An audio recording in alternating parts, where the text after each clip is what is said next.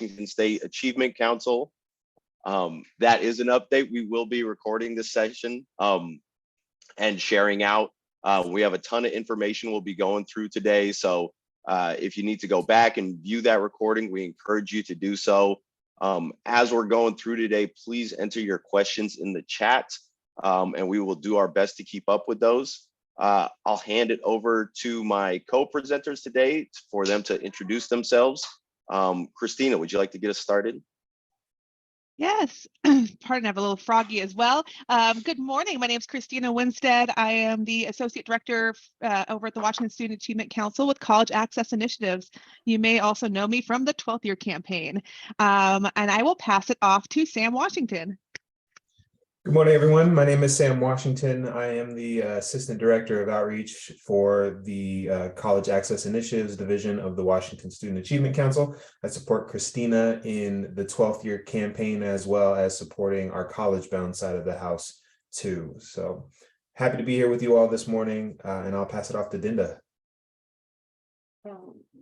Hi, everyone. My name is Dinda Davis. I'm the Program Coordinator for PSCCN here at the ESD. And I support Christian Granlin, who's the Director of Post-Secondary in Financial Aid Efforts. All right. Well, thank you, everyone. We're looking forward to our time today. Like I said, we have a couple hours, a ton of information. So as we're going, enter questions in the chat. And yeah, we're looking forward to today.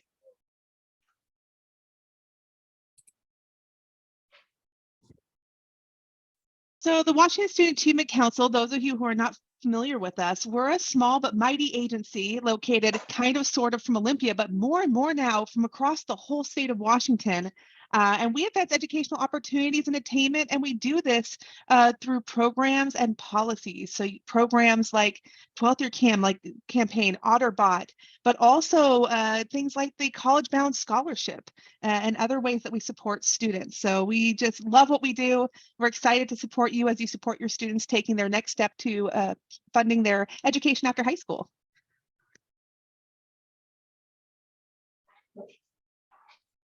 And then a little bit about Puget Sound College and Career Network. We are the post-secondary wing of the Puget Sound Educational Service District.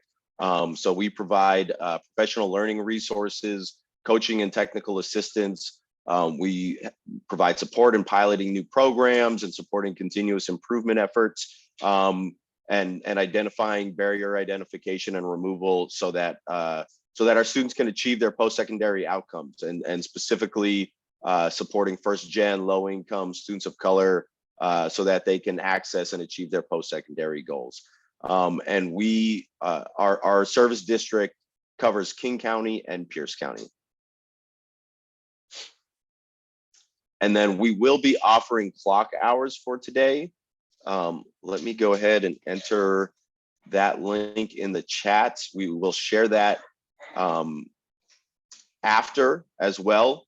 But you can receive clock hours for today. So just a reminder to register those hours after the fact. And then we want to hear about who's in the room. So go ahead and enter your name, your position, your organization. Are you coming from a district, CBO, college? Who are the students that you're working with?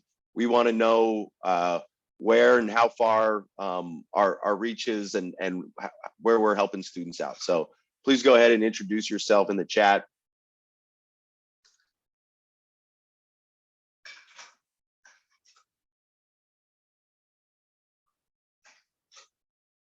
Great.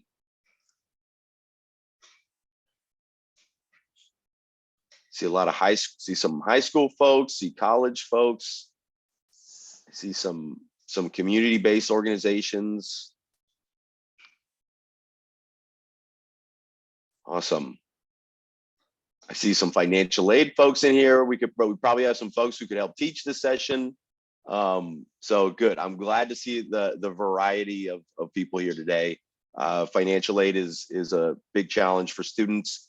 And so we appreciate you spending the time to learn a little more to support our students.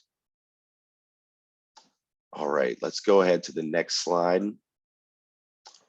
All right, so If you're still entering your name in the chat, that is great. Go ahead and do that. Let's see. I'm going to go ahead and launch this poll if I can figure it out. There we go. All right, so you should see a poll. On a scale of 1 to 5, how comfortable are you with financial aid? 1 being not comfortable at all, 5 being I can do this presentation, make me the presenter.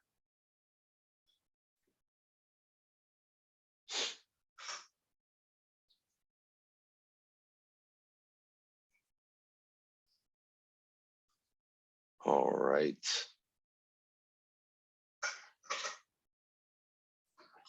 There we go. Can folks see those results? It looks like we have a lot of 2s and 3s.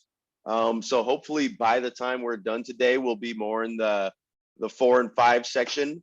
If any of the 5s do want to help present, let us know, and we can make we can share some co-host permissions and get you on board today, maybe next year, if not today. All right. Great. Thank you for sharing, everybody.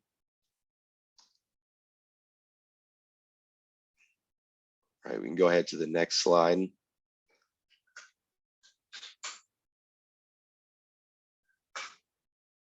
All right, so just a little bit about what we'll be covering today. We'll talk about a little bit why financial aid is important. I'm pretty sure you all know why it's important, otherwise you wouldn't be here. And then we'll be going into some detail with FAFSA line by line, WASFA line by line. We'll be covering some financial aid myths and challenges, looking at areas where there's common errors and some strategies to address those, seeing different ways we can support student applicants, and then we'll be sharing some of our resources and next steps, and we'll have the time for questions at the end as well. So to get us started, again, why is financial aid important? So next slide. Yeah, thank you. So why is financial aid important? We know this is one of the biggest barriers to enrolling in a post-secondary institution. Financial aid completion is one of the biggest indicators.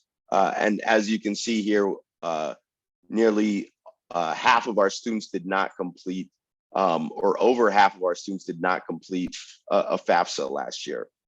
So this is data as of August. Of course, we all know there was challenges regarding COVID over the last couple of years.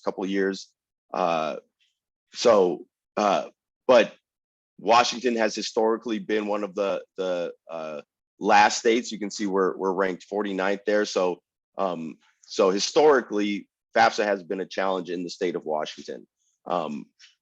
As we're sharing out this information today, this is the technical piece of it. We'll also think about like what are the components to support our students and to hopefully increase that percentage of FAFSA completion.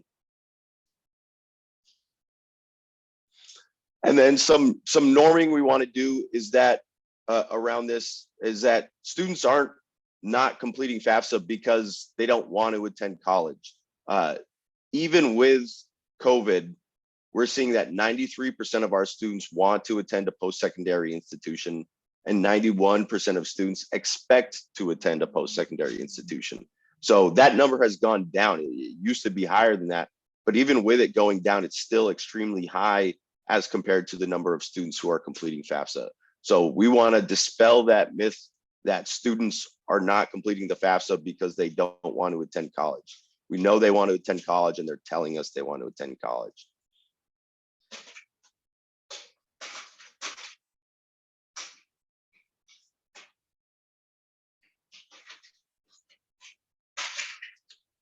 All right, go ahead, Christina, or Sam. Yes, thank you, Christian. So this is where I can jump in. We are going to start with the FAFSA application. That's our federal application for students to fill out to receive both state aid funding as well as federal funding. Some quick updates for this year's application. The selective service and drug conviction eligibility questions have been removed from the FAFSA form, eliminating that barrier for a lot of the students seeking to receive financial aid for their education pathway. So that's promising. The My Student Aid app that students could access through their phones has been removed and retired. So as you're working with students, families, other educators, it's important to note that that is no longer a means for them to apply for financial aid. and highly encourage folks to keep an eye out. There are a lot of duplicate apps just trying to fish for information from students and from families, especially with something like a federal app where social security number is required. It's really important that we let folks know that there is no more phone app, and not to put sensitive information into something that may be, you know, a breach of their personal security. So no more phone app. Multi-factor authentication has been added to the process of applying for financial aid. So it's just kind of an additional step of security. Can be kind of a pain dealing with multi-factor authentication, but it's something I think everyone is getting more and more used to now, with digital security being a higher priority. And then there is additional demographics survey at the end of the financial aid application now. It's not required of students to fill out that information, but we did want to make you all, so that you can make all of your students aware that that is something that will pop up in their application process. Again, it's something that's not required, but it is there for students to fill out. Now, getting started, this is your front page of the federal application. As we go through this, it is going to be kind of a step-by-step process of the financial aid app. Want you all to be familiar with what your students and families are going to see. So I probably won't spend too much time on certain slides, maybe a little bit more time on others that need a bit more explanation. But this is your landing page for the application itself. Now, there are two ways that folks could apply for financial aid. As I mentioned, the phone app has been retired, but there still is the website version, as well as the paper FAFSA. Paper FAFSA is a great option for our incarcerated youth looking to apply for financial aid. They don't have readily available access to technology, so the paper applications can be a great alternative for that. Important to keep in mind, if you have any students that want to fill out the paper application version, there's a bit more of a lag time just because of the sending and receiving of the paper app and the processing of it as well. So just keep that in mind if you're working with any students that have particular financial aid deadlines that they're trying to meet. The FAFSA is also available in both English and Spanish, should your students or families need that sort of accommodation. And then when it comes time for them to start the actual application process, the student applying for financial aid will want to go online to the FSA ID website and create their FSA ID. Now, as I talk about certain components of this process, my colleague will be throwing some links in the chat for you all to use as reference. And then we'll make sure that you have access to those links once we're done here today. But as I said, the first step of creating or completing your financial aid application is to create an FSA ID. Now, the federal application does require a social security number from the student applying to receive aid. I make that distinction because the parent is not required to have a social security number in order for the student who is applying for aid to receive federal financial aid. But this is where that information will be asked of the student. And then the student will also want to have their own mobile number or email address as the correspondence is going back and forth between the application. So that way they can receive updates on whether their app has been processed. They'll need it for that authentication process as well. One important note here as well, a lot of students are accustomed to using their school-related email address, the one that's associated with their high school. It's important to encourage them to use an email address that is not their school email. They'll need to reapply for financial aid year after year. And so once they've graduated from high school, they're going to lose access to that email address. So it's important they can use one that they'll be able to get back into as they progress through their college career. And then additional resources, we have a lot of these resources that we'll talk about on our 12th year campaign financial aid advising day website. There's also FSA ID resources right on federal student aid's website that go through each of the processes. So a couple of great places to look for additional information just in case there's any sticking points as students work through getting their FSA ID created. Now, once students have logged in, they'll be asked a little bit more about who is sitting down to start entering information in the application. The students will want to designate that they're a student when it's time for the parents to turn around and fill out additional information for that student. They'll designate a parent. They'll want to make sure that they keep track of their PIN, and I'll talk about that a little bit more in a bit, but that'll be what gets them back into the particular application that they're going to be filling out. They're going to log in using that FSA ID information. If for whatever reason, FSA ID just isn't on the brain and it's still a step that a student needs to take, they'll also be given the option of bouncing over to the FSA ID website to create login information. They'll be met with a disclaimer telling them a little bit more about how this information is used. And then once they enter the application, they'll be met with two different options of applications to fill out. They're going to be given the current academic year, so right now 2022, 2023, but they'll also be given the year that they're going to be attending their institution. So the 2023-2024 application. They'll always be applying for the year that they're going to use the financial aid. So this year's graduating class is going to be doing the 2023-2024 FAFSA application. You'll see the same thing again on the WSFA, but important to note, they want to apply for aid for the year that they're going to be going to school. Now, this is the save key that I mentioned. This is what's going to be a temporary key that the students and the parents will use to get back into the specific application that they're working on. So that way they can continue working on that one and not accidentally restarting new applications every time that they go into the process. Another important thing to note, there is what we call a 45-day rule on the FAFSA application. If a student is working on their app and for whatever reason they log out, maybe they need to go get more information or they're just not able to complete it right there in that sitting, it's important that they go back and revisit that app within 45 days, or else the application will actually wipe out all of their information and they'll need to start from the very beginning. It's important to note that because there are a couple of stopping points that may occur with students or parents even as they need to go out and gather additional tax information, additional bank statements, pay stubs, bank account information, all sorts of things could be the reason why students or parents need to take a break. There also may be fatigue that sets in because it is kind of taxing to go through this very red tape heavy process for students.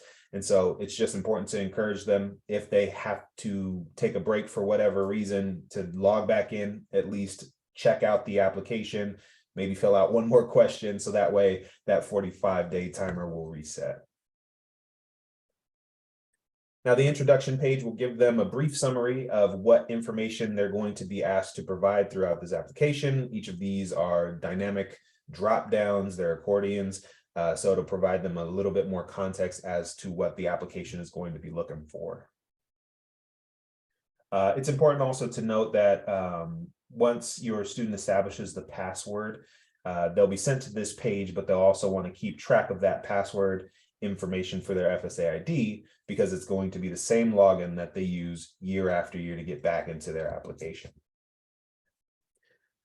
Now, the first stop on the application itself, where students will actually start filling out information, is the personal student information. It starts with the student section. You can see the tabs up there at the top of the graphic. It'll take them section by section, also asking for parent information, but this first stop is for the students. A lot of this information will actually be pre-populated because it is the same information they'll be providing on the FSA ID.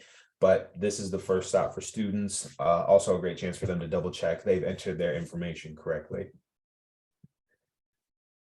Next, this information too will be populated by the FSA info, but again, another great chance for them to check to see what information that they used. Also a great chance to double check that they haven't used a student email address from their high school and that they're using one that they can get back to after they've graduated from their school.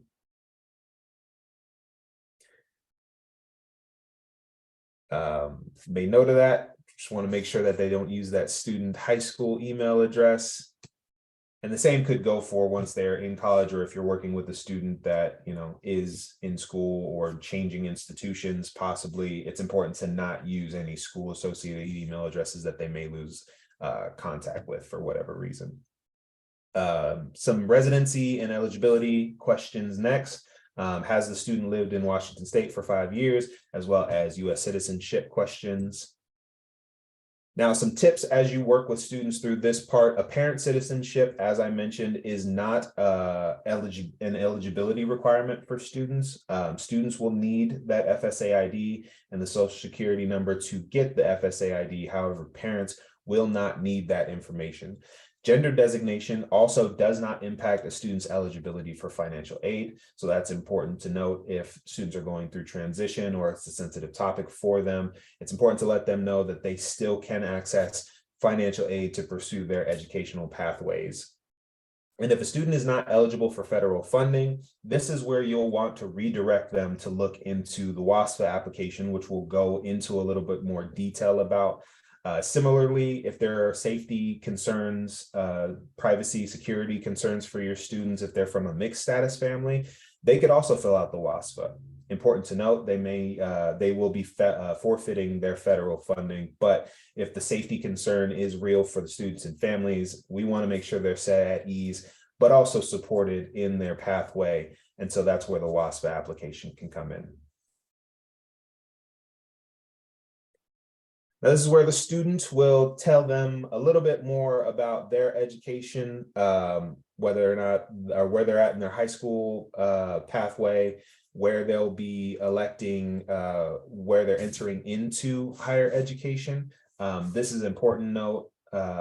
Financial aid offices have been encouraging students, if they've taken Run and Start courses, not to say first year never attended, but more so to say what their actual status is with regards to their higher education pursuits if they've already taken classes and achieved an associate's degree. Another question on this section is about work study. It'll ask students whether or not they're interested in being considered for federal work study. It's important that if they're not sure what they would like to do with regards to work study, that they designate yes on this question so that they can still be considered for work study. If they happen to say no or don't know, there is a possibility that they just will not be considered at all. So it is a lot easier to be considered for that, that particular option for financial aid instead of not being able to receive work study. I see a question in the chat with the Running Start. If students are pursuing an associate's degree and they receive enough credits to achieve that associate's degree through Running Start, financial aid offices want to know that so that they can be properly considered in their financial aid packaging. So that drop-down box just above the work study question, where it says never attended college first year, that's where the options are going to be a little bit different for them. Instead of never attended, they're going to be able to designate whether they've gotten their associate's degree or different levels of credential through their CTE or Running Start program.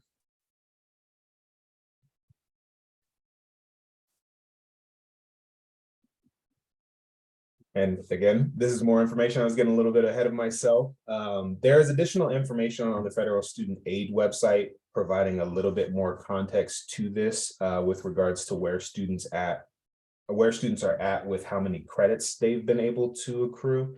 So that's a great place to go back and reference, especially if a student is currently taking Running Start courses. This is where they can work with their counselors to see how many credits they will have by the time they've reached graduation, and that can inform what they fill out on their financial aid application. And then again, the work study question, it's better to make sure that they are considered for financial aid options like work study than to not be considered at all. And not have the option to retroactively get to it. It's better to be considered. You'll find something similar with the on-campus housing versus not. I'll explain a little bit more about that in a bit. Now, students will continue to provide information about themselves. This is a really cool part as you're working with students. A lot of our seniors will have, gone through their driver's ed courses or taking their driver's tests. So this is one of the first opportunities where they'll get to use that information. So they'll provide the driver's license information here. And then they'll want to know about any engagement with the foster care system. if they're a foster youth or engaged in foster care. They'll also be able to start providing parent information at this time, highest level of completion for both parent 1 and parent 2, where applicable. And then they'll want to know a little bit about their past engagement with financial aid. For most of our high school students, all of our high school students, they will not have engaged with federal student aid before. So this would be a no. If you're working with any returning students, because we have seen in the past, many students either decide to step away from their education, take a gap year between high school and college. So a lot of these circumstances may be a little bit different for each of the students that you're working with. So it's important to keep this in mind as they're working through this process. The application will also want to know where the student is coming from, what high school they attended. You can get your high school code, or your student can get their high school code from typically the counselors or the college and career center. There's also a search function built into the application as well, where they can look up their school and have it listed that way. And then it'll go from the high school search to the college search section. So this is where students will designate what schools they want the financial aid application information sent to. That way they can be packaged and considered for financial aid at the school. It's very early in the school year, and many students may not know what institutions they want to attend. So it's also important to let them know that they can log back into the application and add additional schools at a later date. Now, there is a cap on how many schools a student can add onto this application. They can only do 10 at a time. But if a student is considering all of their options and they just so happen to have more than 10 schools that they're looking at, they can add all 10. We encourage them to kind of list them as priority, what schools they are most interested in, and then work down from there. Once they've hit 10, they will want to submit the application. And then after it's been processed, that's the important note, they want to make sure that the application is processed and all that information is sent out. They can log back into the application and then remove the schools that they had listed previously, and then load into the application the new schools that need all of that information. So that's how they can work through schools if they have more than 10 that they're considering. Now, housing plans, I did mention this as well. Students will want to be considered for on-campus housing as part of their financial aid process. They can say they don't, but as I mentioned with the work study, it's easier to be considered for the option and the opportunity and turn it down later, as opposed to try to retroactively go back and be put into consideration for something like on-campus housing. Now, students must list an eligible in-state college to be considered for state aid. That is things like the Washington College Grant, the College Bound Scholarship. So if they're looking to go out of state and you're working with a college bound student, it is important that they know they may be forfeiting that college bound scholarship or access to the Washington College Grant by going out of state. And that will definitely change what their financial aid package may look like being considered for out-of-state tuition versus in-state tuition.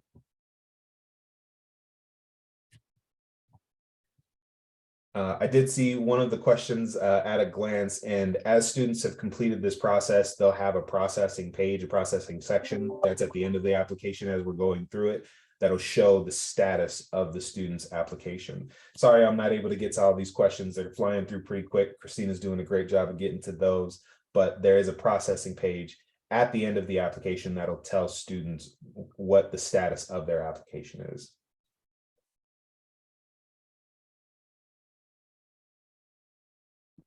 And if I don't, I'm typing as quick as my little fingers will let me. So if I don't get to your question quickly, I'm on it. No worries.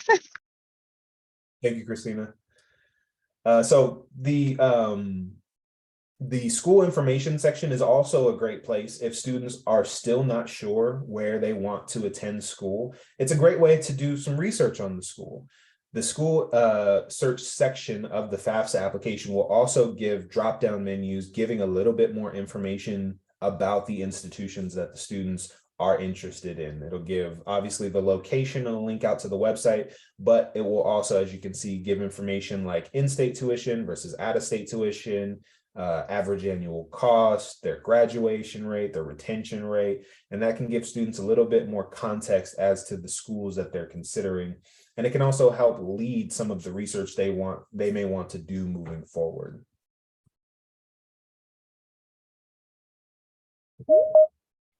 Now, for financial aid dependency status, it's important to make the distinction between whether your student is a dependent student or an independent student. And there are a couple of different areas that we'll touch on that kind of help make this distinction. But generally speaking, if students under the age of 24 with no special circumstances, they're going to be considered a dependent student, and they're going to need to provide parent information on the application.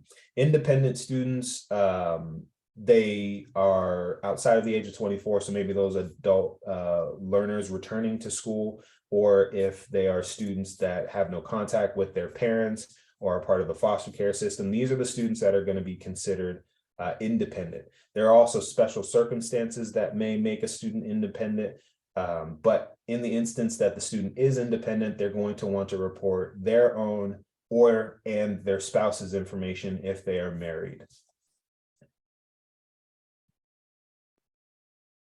So the dependency determination questions, they'll ask about marital status right off the bat. This is another one that, our students, as we sit down with them to fill out the application, there may be a little bit of hesitancy to say whether or not they are single for the terms of federal financial aid. They want to make sure to note if they're not married, if they haven't put a ring on it, and the marital status is going to be single. And that is what they're going to put for this part of the application. They're also going to check whether or not the student has any dependents. Another one that Christina shares all the time that I love is, students' understanding of the word dependent is very important to take into consideration. They have pets who do depend on them. They are dependents on them. However, again, for federal financial aid, that is not what they are considering. They want two-legged dependents and not four-legged dependents. And so it's important to note that as students are working through the financial aid process, common definitions are something you may want to check on as you're working with your students. And then they're also going to have the additional dependency questions, things like veteran status, part of armed forces, part of the foster care system, since turning 13. Those sorts of questions will also be followed up for additional consideration for dependency status.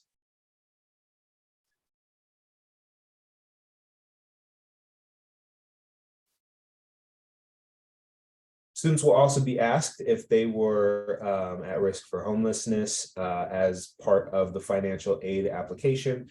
If students can show they are self-supporting or are at risk of homelessness or have McKinney-Vento determination, this is where they can put that information in.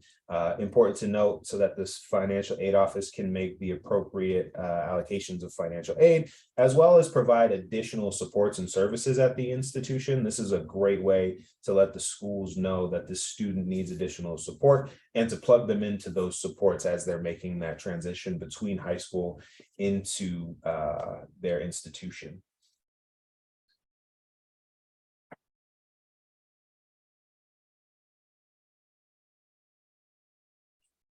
Now, this is the part where students are going to be asked whether or not they would like to provide information about their parents. Again, if there are no special circumstances, students will need to provide that parent information in order to complete this application and be considered for federal financial aid. Independent students do not have to answer the questions about parents. Students over the age of 24 are automatically considered independent. And so it's important to know that this application is going to bounce the student around depending on what they put in for their independent status and whether or not they're going to provide student information. Most students under the age of 24 are considered independent, as I mentioned, so they're not going to be required to provide that parent information. Special circumstances are something that you're going to want to chat with your students about.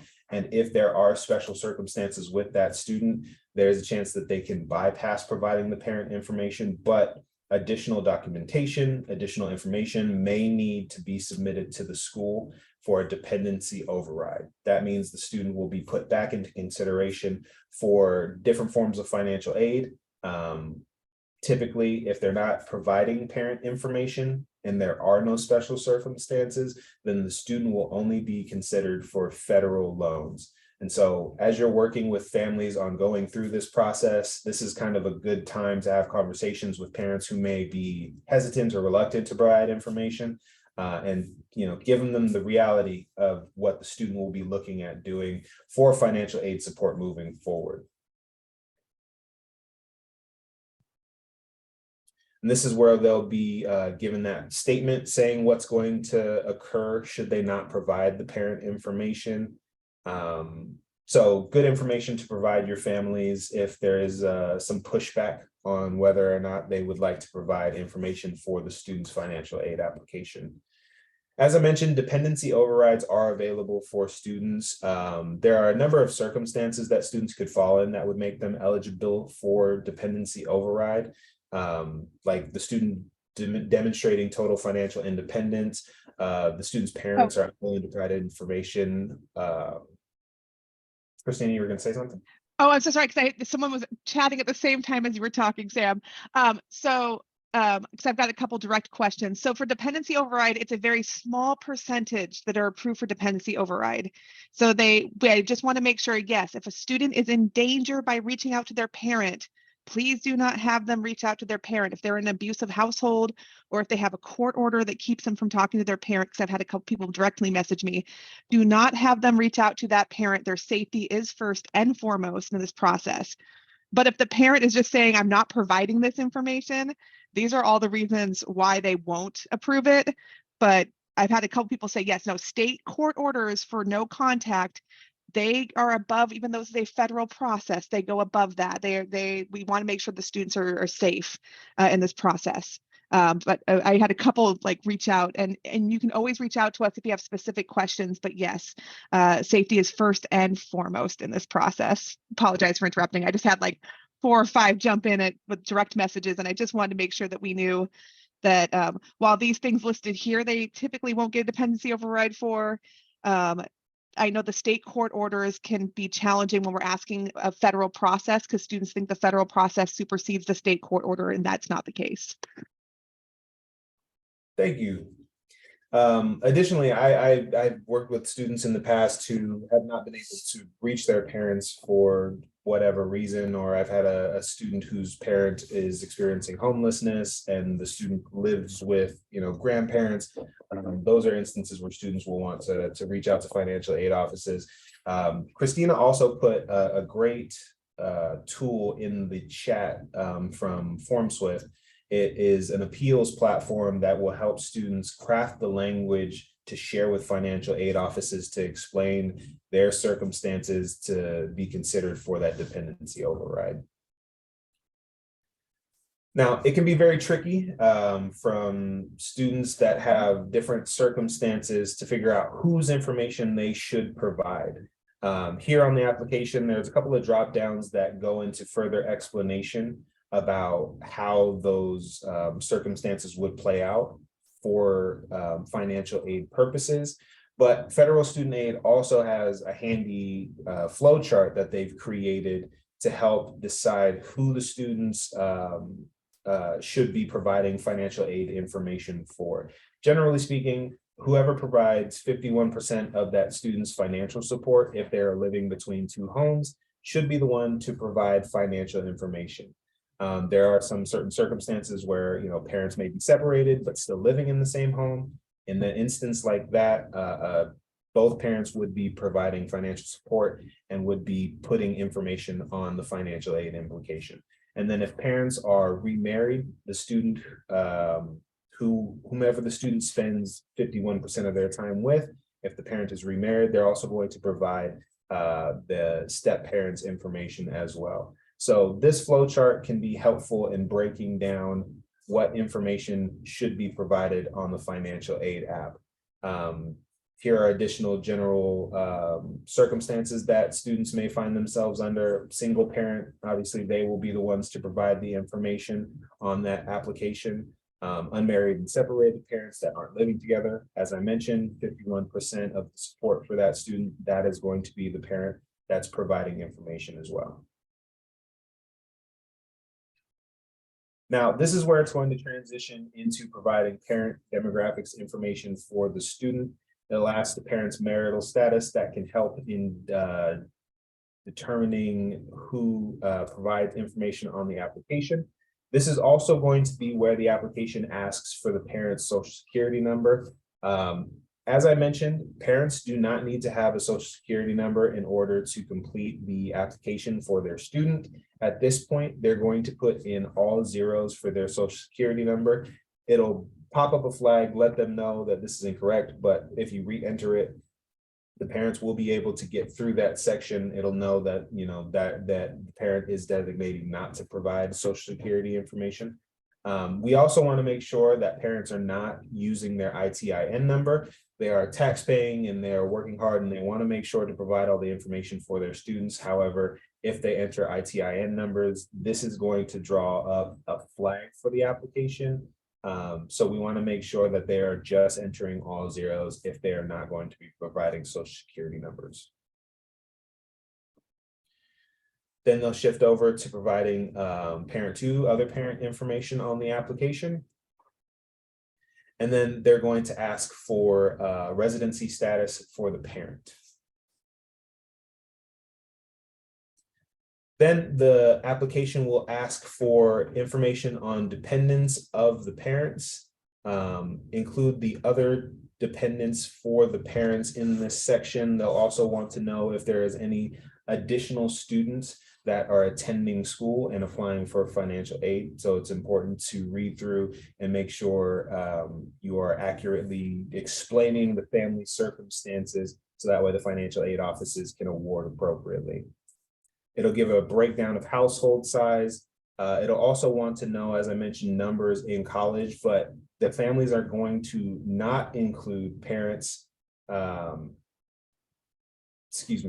do not include your parents, but do include yourself as you enter the parent information. So it can be kind of tricky as it's asking for parent information versus student information.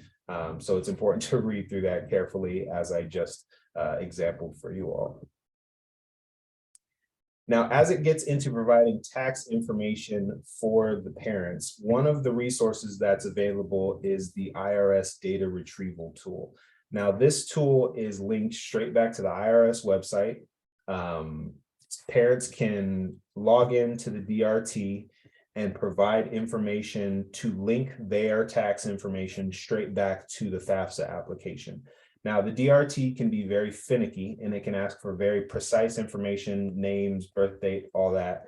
But when you're entering name information, if there is an additional space somewhere, if a name is hyphenated, if a suffix has got a period on it, like junior period or senior period, the data retrieval tool needs the exact information that's on your taxes to be able to match properly. So this is a great tool, but it can be kind of temperamental. So it's important to keep that in mind. Students and families are encouraged to use the data retrieval tool because it can help cut down on the chances that you are picked for verification, because that information will be transferred straight over from the IRS. I have had parents in the past that have gone through the process of filing, gotten to the completion portion and submitted the application, but then also gotten a follow-up email from federal student aid about using the DRT. So it is not required by any means, but it is a tool that they encourage folks to use. So don't be caught off guard if you are receiving additional correspondence to use it. Now, if the parent has not filed taxes, there's going to be a section where they can state that they have not filed or that they will file. If a family has not filed their taxes, are still working on them, we know circumstances have been very tricky over the past few years, and families are still working on getting things caught up. They'll want to make sure that they log back into the application once they've been able to complete their taxes and update the application if they've selected that they will file.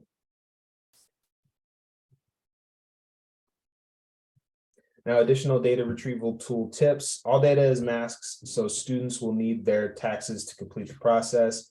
It's important to keep all of that information with you or with the parents. So that way, if they're asked for additional information, they can provide it. If for whatever reason the data retrieval tool is not working, as I mentioned, they can also put in the information by hand. So that's also an option.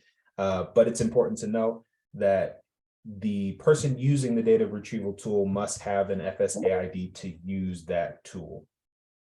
And then finally, as I mentioned, it cuts down on the chances that that student's application will be selected for verification. So it's a great way to ensure accuracy of your information if you're able to use the data retrieval tool.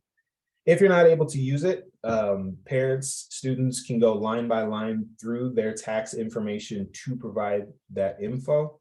One of the cool things I like to point out here is that the questions will say specifically what line the information can be found in. And then right next to the text box, you'll see those little question mark bubbles. Those are also some great tips and trick points that students can click on to get additional information about those particular questions. They'll ask for parent income information for both parent 1 and parent 2. And then there are some dynamic pathways built into the application. For example, it'll ask parents about Schedule 1. If a student or a parent is not have a Schedule 1 report, they can just designate no, and then it'll skip them right along past this. Again, it'll ask skip question logic. It'll ask about income and assets for the parent. And then again, as students are working through the application, I don't think I mentioned this before, but they will be using tax information for prior years. So for the 2022-2023 application, parents will want to make sure they have on hand their 2020 tax information. Or 2021, excuse me.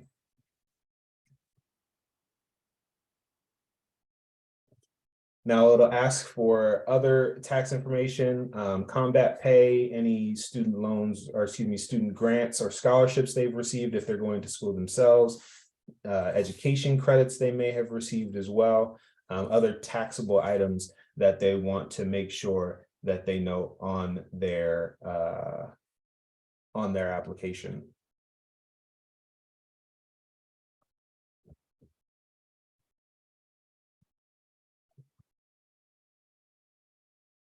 They'll also want to know about any child support that parents may be paying. Again, this will transition into the student section, so it's important to note that they'll want to know kind of where the child support is going, where it's coming from.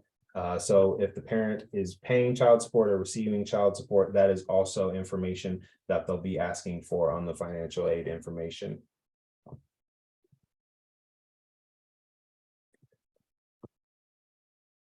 There is a section for untaxed income that may be asked for, benefits or services that parents may be participating in, but there are also a handful of informations that students or parents will not want to include, like extended foster care, student aid, earned income credit, things like that. Those will not be included on the financial aid application.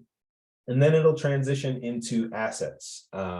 This is where information about businesses will be put, any additional estates, 529 college savings plan, different things like that. This is the section that that information will be put in.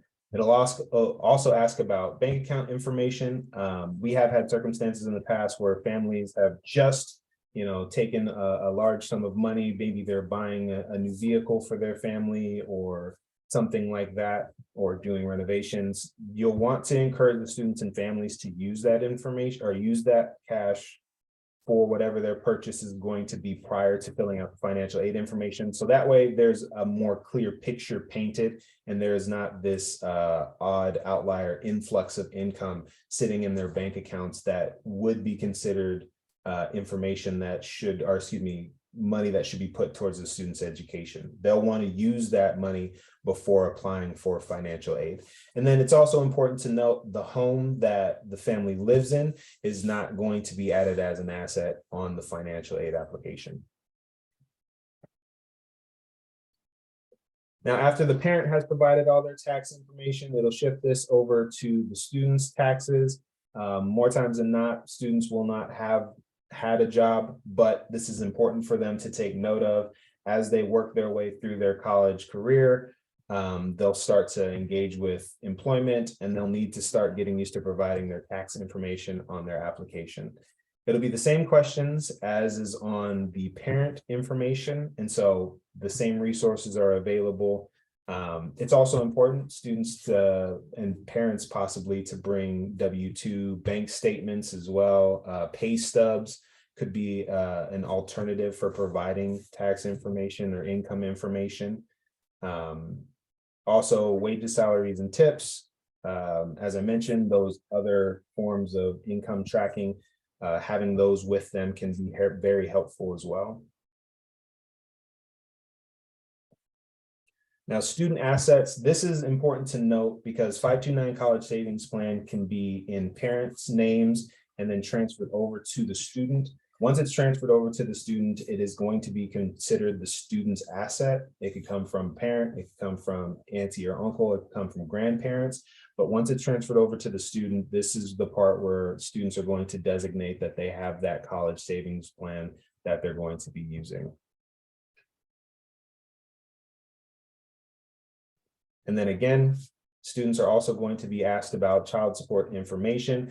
These are typically the areas where we see folks being selected for verification because information will be duplicated. So it's important to clarify what monies are coming and going and under whose name. So that way there's not a duplication of income reported on the financial aid application. It'll ask the student some skip logic about those assets, as I mentioned, also having investments, estates, businesses, like things like that in the student's name as well. Those are also going to be tracked on the application. So it doesn't really matter whose name or whose information it's under. If it's parents and students, it's going to be reported on the application at some point. And then, as I mentioned, Social Security number for parents is not a requirement, so it's going to check to make sure that this was intentionally done. And then it's also going to double check on tax information as well. And then leave a note that all students, or excuse me, parents that are not providing Social Security number, that is something that they can bypass. And then at the very end, they're going to be met with their FAFSA summary. This is kind of their last chance to review their application to see if they put in all of the information correctly. And then the demographic survey that I mentioned, this is where they're going to be able to provide additional information if they want to, but it is not a requirement of the application to fill out this demographic survey. As they get to the signature portion, students are going to sign electronically with that FSA ID that they use to log in. Parents who do have Social Security numbers can also or will also want to create an FSA ID so that they can sign electronically as well. For the parents that are not going to be using a Social Security number, there is a physical signature option that they can use. It's called a signature page. They can print that out, sign it by hand, and then send it back in. You want to make sure you get this signed off and sent in. The signature page itself will also have the mailing address of where the signature page needs to be sent back to. There are circumstances in the past where students will just Google the address to send the signature page to. They'll get the address for federal student aid. However, because it is not the address that's on the signature page, that signature page never makes it to processing, and the student's application remains unfinished, that it's missing signatures. So it's important to use that address that's going to be listed on the signature page and not just look for one online. Again, if the parent is able to sign electronically, that is going to be the fastest way to get through the signature process. If for whatever reason a student is unable to get parent signatures, they can finish up the application, but their processing will be held up because they will be noted that they'll need to get that parent signature in order to complete the application. This is also one of the things that we see pretty common with students going through the application process. They'll get to that summary page, they'll get through the signatures and submissions and everything, but there is one final button that students will need to click in order to submit their financial aid. So it's important they get all the way through the process and click the Submit My FAFSA Now button. Once they've done that, they'll be congratulated. They'll be given a little bit more information about the processing time for the financial aid applications. One thing we definitely want to note here is that higher education institutions are really taxed right now. Financial aid offices are incredibly busy and still working through processing. So there might be a bit of a delay in students being processed and receiving their financial aid award letters. So patience is always great. Following up with the financial aid offices can be very helpful to see what the status of the financial aid packaging is. And then around springtime is when students can expect to see their financial aid packages coming through for review. They'll want to make sure they go back in, look through their award letters and accept or decline any forms of financial aid they may be eligible to receive. And then, as I mentioned, there are a couple different scenarios where students may need to log back into their financial aid application. This is important so that the processing can actually happen, but as they go back in to make corrections, they can jump to those particular parts that they specifically would need to edit should they not be able to complete it then and there. And then saw the question previously about how to check on the status. This is where students are going to go to check and see what the status of their application is. That'll change as it moves through the processing part. This again is another area where there are going to be 2 different application years listed. So we want to make sure our students are looking at the right application year.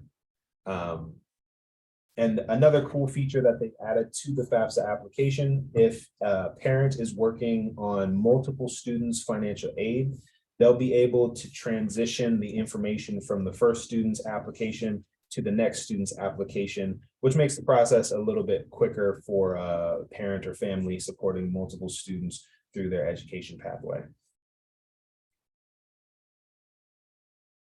And this is where I will hand it off to Christina. Thank you so much, Sam.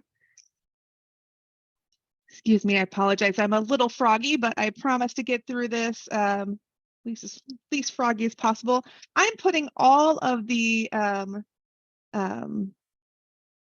links for the WSAC in one spot in the chat for you. So these are all the things that I'm going to cover, but if you need an additional resource, always reach out in the chat, say, hey, I'm looking for this or that.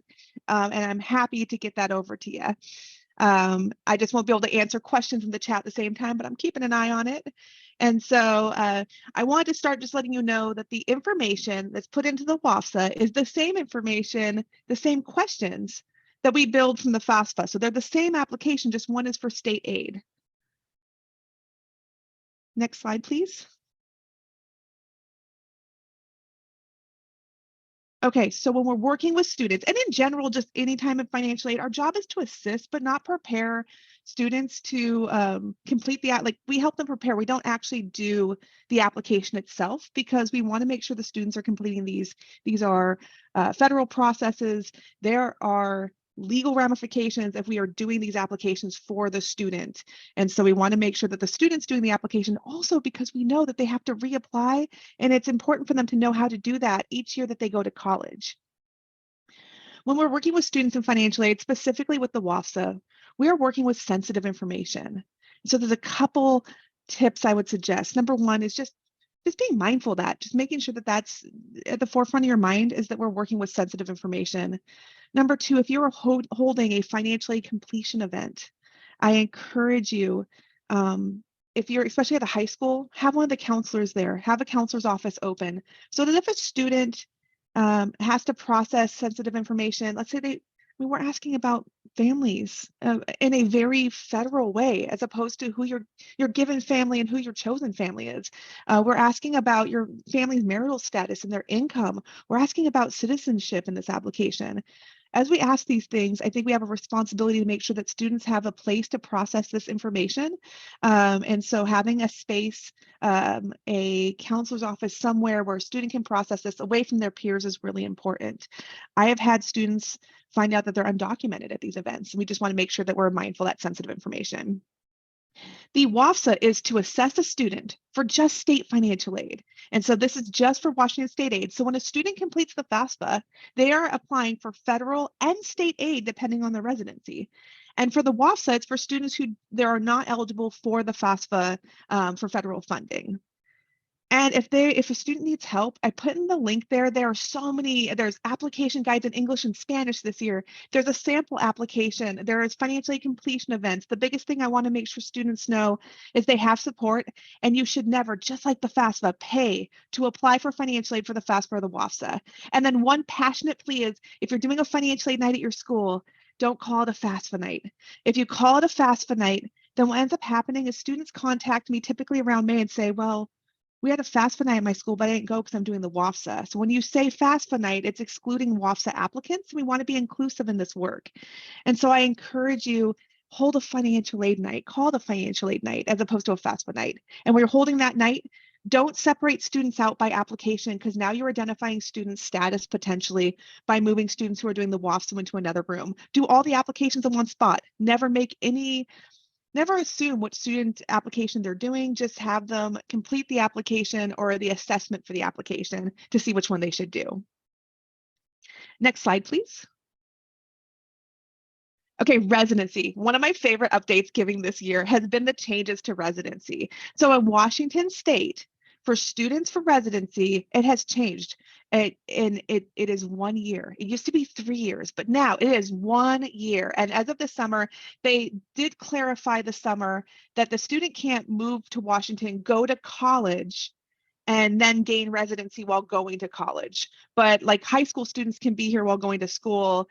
They need to be, the family needs to establish residency by doing those things like getting a Washington ID card, things like that. But what I love about this is it aligns our residency so that if a student's here for 1 year, and what I affectionately call one like rainy / maybe 3 inches of snow to 6 inches of snow / summery / smoky season, you're a Washingtonian, you're one of us. We're excited to have you. You also can be eligible then for Washington State financial aid and Washington residency tuition rates, which is amazing. So 12 months before their first term in college determining residency, and they can potentially then, depending on meeting the income requirements, receive Washington State financial aid regardless of their citizenship status. And I love that because it makes it a lot easier than the 1 year. And so we have these flyers here that just remind undocumented Washingtonians that you're a Washingtonian and there's money waiting for you. And we have them in multiple languages, and I can put those in the chat when I'm done presenting. The WSAC does start October 1st as well. October is the best month ever. It opens up with financial aid and ends with free candy. And so both the FAFSA and the WSAC open at the same time. Next slide, please. So there are other reasons why families may complete the WSAC versus the FAFSA. And so it's for families that are either ineligible for federal aid, or they could be an other select applicant who've decided that they are not going to apply for federal aid, but would like to be considered for state aid. And so if this is a huge piece, especially for mixed status families, but for our adult returners, I am finding that we have Washingtonians who are holding off on pursuing their education after high school because they are in a repayment status on their federal grants, or they're in default on their loans. Not the pause that we're experiencing until January, but they're in default from a previous loan. They can still receive state aid when they're in that process. And so we encourage those Washingtonians to fill out a WSAC instead of a FAFSA. This is a personal decision on whether they want to apply, but we want to make sure that every student, they deserve the right to know what's available to them so they can make the best decision for themselves. Next slide, please. Okay, this is the main type of funding that they're applying for, is the Washington College Grant. So that's that grant that comes from Washington State that is fully funded. Super excited about that because not a lot of, like, most states don't have a fully funded state aid package like Washington does. That's why it's heartbreaking to see that our numbers are so low, because we know that students' aspirations for attainment is there, but students aren't accessing the money that is theirs. And so the Washington College Grant, just want to make sure everyone knows that it can be used for 2-year degrees, 4-year degrees, certificates, and apprenticeships. And so students want to, I'm hearing a lot of rumors this year that you have to be going towards a bachelor's to get Washington State aid. And that is not the case. What I love about the flexibility of the Washington College Grant is its eligibility for different programs as well as a sliding scale of income. Next slide. So when I talk about that sliding scale of income, what I love about it is families making more money can still get some sliding scale of gift aid. So for example, if you have a family of 4, if they're making under $64,500, they're going to get a full tuition award. If they are making, and that's just Washington State, if they're making up to $107,000 a year, they still get some sort of partial gift aid from Washington State. And that's one of the big changes. And so we want to make sure that families know that there is funding out there that they just have to apply for. So for the WSAC, the first place they're going to start is our WSAC page. They want to make sure that they're eligible for this application. And so they're going to go ahead and do 2 things. Number one, I love that we have a great privacy statement because I get a lot of questions about how data is used. And I think everyone should be not just good consumers of financial aid, but good consumers of where their information is going. And so this lists out just information about the privacy of their application as a state application versus federal, but it also gives a student a chance to assess themselves for eligibility. I encourage you, if you're holding a large scale event at your school, don't make assumptions on what application the student is going to use. I have heard that before from some partners who have said, well, we don't have any undocumented students at our school. You don't know that. I mean, you're not allowed to ask that, number one, and you don't know. And so we want to make sure that we're being very inclusive. I encourage you, put the WSAC eligibility on all the computers, let students assess themselves, and then they can start filling out their application. Next slide, please. So starting a WSAC, the class of 2023, just like with the FAFSA, the class of 2023 who are going to be graduating very shortly. I know it feels like it's far away from now, but they are graduating very soon here. They're going to do that 23-24 application for financial aid. I did have a couple people message me individually, and yes, if you have a student who's graduating early, like yes, if you have a student who is going to finish first semester and they want to start college right now, then yes, they'll do both applications. Or maybe you're working with adult populations who you have a student who wants to apply for funding for this year. And the cool thing is they can do this year and next year. But our high school seniors traditionally are going to be doing just the 23-24 application, and then renewing the application every single year that they want to go to college. So they'll either pick a new year user or returning user. Next slide, please. And then here's the eligibility question. So it's going to ask some questions to determine if you are eligible for Washington State aid, and also to determine in the past, if you had special circumstances why you were applying for Washington State aid versus the FAFSA.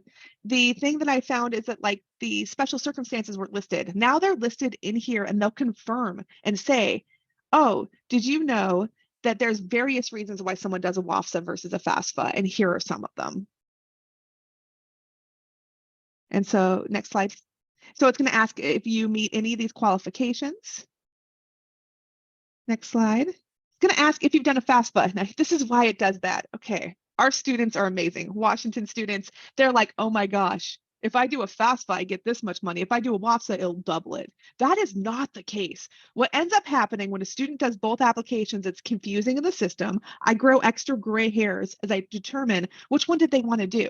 The student does one or the other, but never both. No one wants to do 2 applications. No one has time for that. So we want them to do the FAFSA or the WSAC. And if they say yes to that question, then what will happen is they will say, oh, here you go. Like, you might want to also apply for scholarships. Next slide, please. So tell them what application they need to do. Now, I do want to fully admit that not every single student, even though they have changed the residency in Washington state and it's more equitable, not every single student who's living in Washington will be eligible for state and federal aid for some circumstances. Maybe they just moved to Washington and it hasn't been a year. Or maybe they are not eligible, maybe they're not staying in Washington and there's not that same opportunity in other states. For students who don't qualify for the FAFSA or WSAC, I highly encourage you treat scholarships just like a financial aid application, that they're going to work on this at the same time as students are completing their financial aid applications.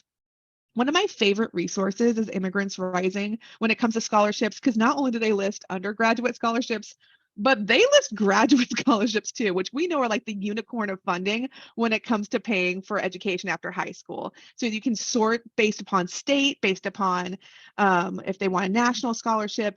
These scholarships have no immigration, like there is no citizenship status requirement in them. So if a student completes I just saw that question, if a student completes the FAFSA and the WSAC, their financial aid office is gonna reach out to them, because when you do the FAFSA, it's already considering you for state aid. And so they typically will go, is there a reason why you did both of them? But we just want them to do the FAFSA or the WSAC, just never both. So I encourage you to share this resource out with your students. This is the instruction page, so it walks through a checklist of what the students should be, how long it's going to take, privacy notice, things like that. But I'll show you on the application how they can track where they are in the application. Next slide, please. So here's creating an account. The first step, just like the FSAID, is to create a WSAC account. So if you're doing an FSAID activity with your students saying, oh, we're going to create our FSAIDs today to prepare for a financial aid completion event, you also want to include your WSAC students so they can just create their WSAC account. It takes about the same amount of time, and it just doesn't have that multi-factor authentication that the FAFSA does.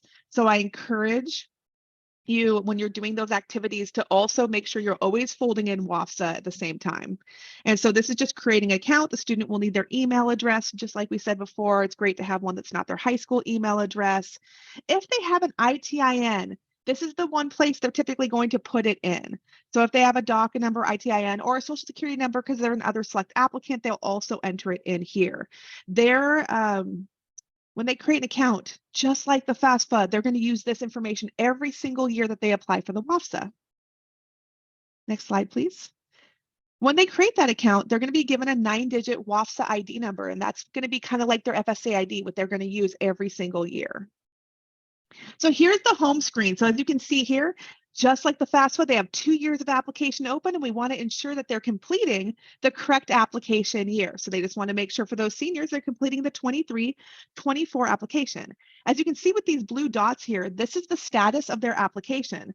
So it'll say you can start, edit, or complete an application. You can view your application when it's done. You can download a completed application, and then you can also invite a parent to sign your application, as well as sign the application yourself. So depending on where the student is, those action blue buttons will tell them what their next step is. So the first section, just like the FAFSA, is student demographics. The student's going to enter in their information, and they want to make sure, as you can see here, you're going to see at the top where it says the numbers at the top are the number of pages of that section that they need to complete the section. And on the left-hand side, you're going to see the sections that they have to complete themselves. And so you got the sections listed as well as the number of steps to complete that section. So a student will know where they're at in the application. Next slide. Driver's license and DACA number, so they can enter in, this is another spot where they can enter in their social security, DACA, or ITIN if applicable. The student can select if they don't have a driver's license, they just select that they don't have one. And then they'll put their number in if they do have one. It's also going to ask about the student's marital status, and just like Sam said, if you haven't put a ring on it, if they're not legally married, then they want to make sure like that the student lists themselves as single. I know that can be a real bummer for those in committed relationships, especially when you're in high school. But unless they're married, they don't want marital status listed as married. It's going to ask the number of people in the the family, the student's household. So that's who the student is supporting versus the parents, and the number of that family that are going to college. Like Sam said, it has to be human dependents, although we know how expensive and near and dear our furry dependents are as well.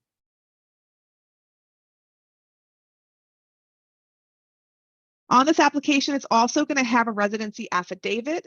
And so this is a new piece. It's changed in 2021, but it is reflected in the application. And so the sample affidavit is available. They want to make sure that they're just reading through everything thoroughly in the application. This is not a race. You don't like get a gold star for completing the application the quickest. It's about who completes it accurately. It's a great time also to pass out the flyers about residency. I am finding that like community information spreads so much quicker. And like sometimes having a student know that residency has changed, they may tell other people that are eligible for Washington State aid who didn't know they were eligible before, because there are people that may think it's still 3 years. Next slide. So here is the affidavit. Next slide. It's going to ask if they have expired or work authorization. So either DACA or expired or work authorization. And part of that is also to help determine eligibility for state work study.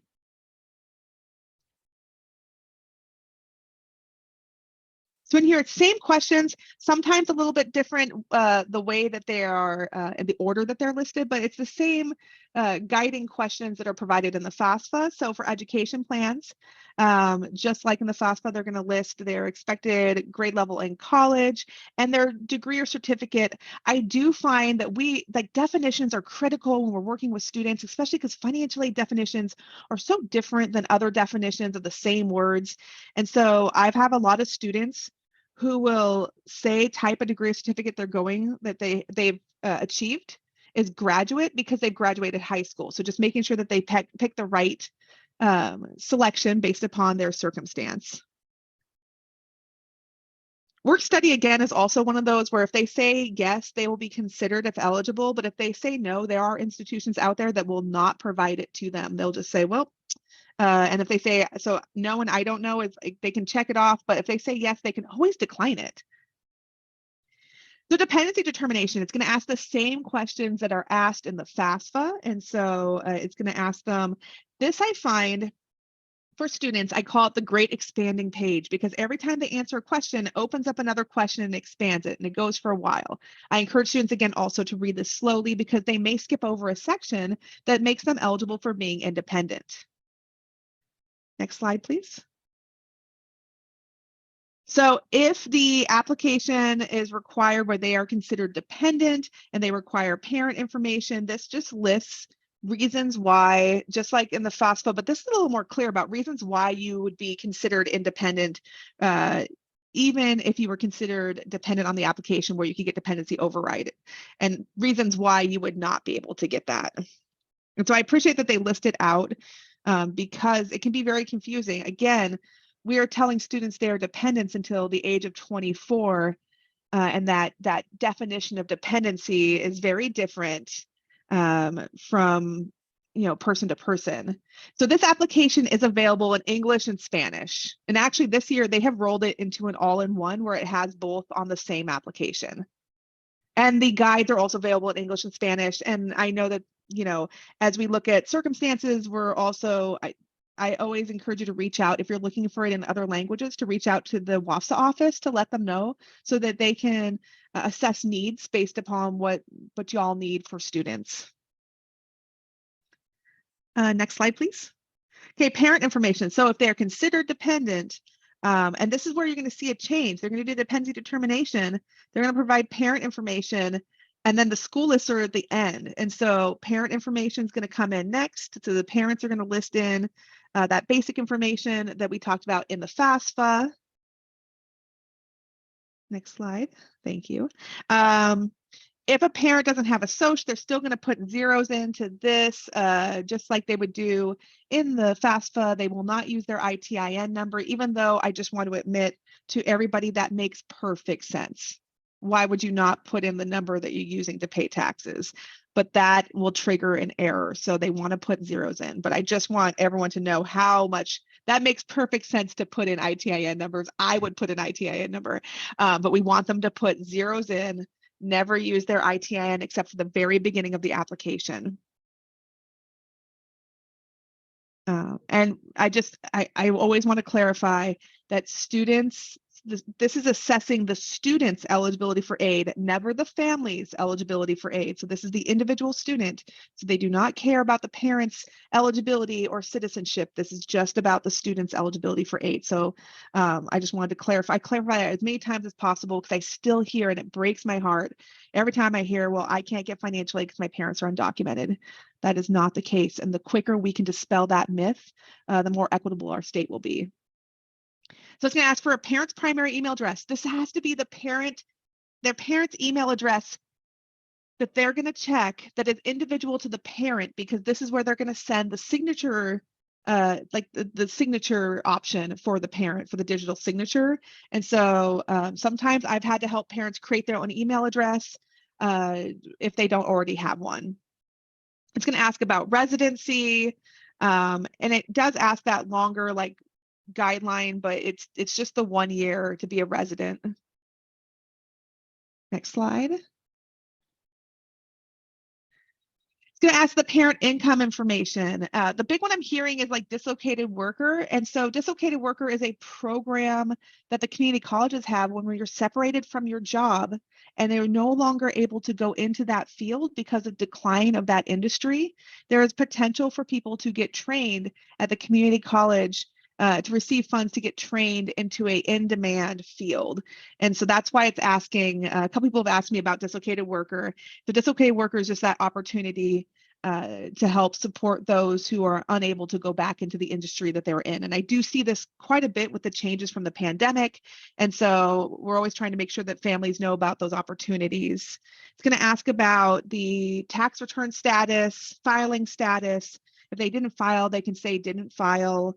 And then this does not have a data retrieval tool. So we have them manually enter the information and it'll say based upon this form like 1040, it's going to, here's the lines that you're going to use. Oh, and yes, for the dislocated worker program, there's also a displaced homemaker. So let's say someone in the household is a homemaker and they are no longer able to do that due to disability, divorce, death, and they've had to go back into the workforce, that there's a training opportunity for those people as well. So parent income, if they're not required, the parents and the students are not required to file taxes. If the income is if the income meets certain thresholds, they're going to be asked to provide asset answers. And these are based upon, I just want to clarify because I see the question about simplification. This is just for the 23-24 school year. So the 23-24 application.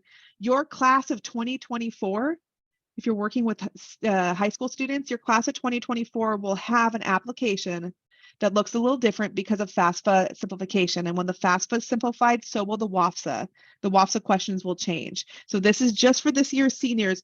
Don't worry. For those of you who are like, what do you mean it's going to change? It's going to change, but we will provide trainings and resources. We will have little videos for you. As soon as we know what it's going to look like from the federal government, we will start adapting and creating resources for you. So yes, it's going to change, but this is for this current senior class, those who are looking for aid, or if you're working with the adults, those who are looking for aid for 23-24. And we'll worry about 24-25 when it gets here, but believe me, I'll get some hair dye. There'll be some gray hairs, but we'll get you plenty of resources and we'll make sure you have time to implement. So on here, it's going to ask about benefits. It's going to ask about real estate or investment net worth. I want to make sure that everyone knows when it comes to real estate, they are not talking about the home that the family lives in. I do have, I see that as an error this year a bit where people are putting in the home that they live in, or they've even assessed the value of the place that they're renting, even though they don't own it. So it's homes beyond what you're living in. So if you have multiple properties or let's say rental investment.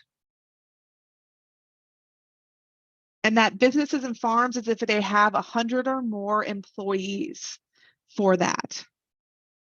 So then it's going to move to the student income. And so as you can see here, it's showing how it looks on the new application with both the Spanish and English on the same page. So it's going to ask about student income. It's going to ask the same questions asked the parents. Did you file taxes? What was your income and what is your assets? And so the students will list that. One thing I have found this year is for, let's say the student and the parent have a bank account together. They have a joint bank account. Make sure they're not duplicating that asset by putting it in both people's accounts. So let's say they got $2,400 in their account. Don't make sure that the parent's not listing $2,400 and the student's listing $2,400. They want to just split the amount in the account and put it in each of theirs, but don't duplicate assets. If you do, the student can always reach out to the financial aid office and say, oh my gosh, I listed what my parents had, and they can do an adjustment, or they can go back into their application and adjust it. Next slide. So it's going to ask the same questions. It's going to ask if they had any pension payments, child support received, any other untaxed income, other non-reported money received. And so that other money that's not reported that's been received, that can be, for example, let's say grandma has a 529 account, a college savings plan for their student. So they're not going to ask about grandparents' assets in here, but when the grandparent signs that money over to the student, let's say the student receives that money for their first year, the following year, they're going to list that as one of the money that they received. So if they have a 529 savings plan, it's whoever's the owner of the account. But sometimes if it's like an aunt, like I have one for my nephews, when I give that money to them, when they start using those funds, it becomes the student's received income. Or if I sign it over to them when they start college, it'll be the student's asset. After both income and financial information is listed for student and for the parent, then it's time to start thinking about what colleges they want to go to. Just like the FAFSA, they can list 10. And the nice thing about this is because it's Washington State aid, there's just a drop-down box.